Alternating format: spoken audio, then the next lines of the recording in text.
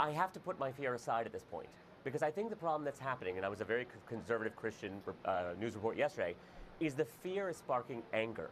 And the anger is the problem.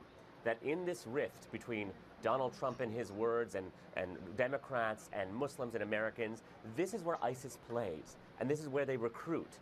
And so for me, I have to put the anger aside to be effective.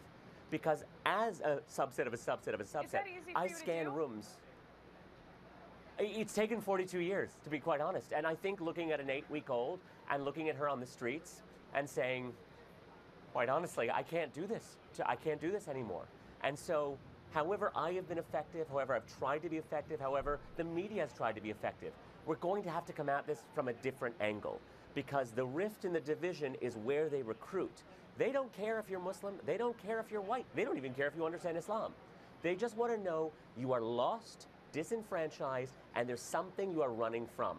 Whether it's your own homosexuality, whether it's being tormented, whether it's being teased, whether it's poverty. If you're running from something, ISIS will offer you a place to run. And that is what I'm trying to say, is that it's not about gay. It doesn't matter who they attack. It doesn't matter who's holding the gun in terms of ISIS's mindset, because it's not about Islam. It's about finding people who can get them this worldwide media attention and create this havoc.